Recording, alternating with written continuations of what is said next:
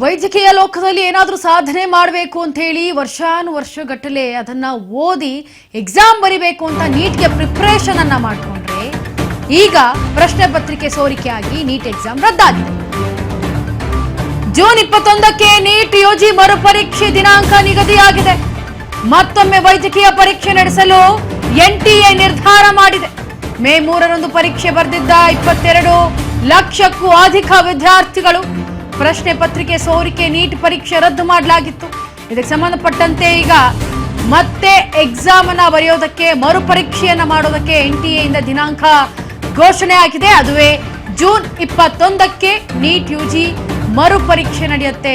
ಮತ್ತೊಮ್ಮೆ ವೈದ್ಯಕೀಯ ಪ್ರವೇಶ ಪರೀಕ್ಷೆಯನ್ನ ನಡೆಸಲು ನಿರ್ಧರಿಸಿದೆ ಎನ್ಟಿಎ. 22,90,000ಕ್ಕೂ ಹೆಚ್ಚು ವಿದ್ಯಾರ್ಥಿಗಳು ನೀಟ್ ಎಕ್ಸಾಮ್ ಅನ್ನ ಬರೆದಿದ್ರು. ಪ್ರಶ್ನೆ ಪತ್ರಿಕೆ ಸೋರಿಕೆ ಆಯಿತು. ಇದರಿಂದಾಗಿ ಇಡೀ ದೇಶದಲ್ಲಿ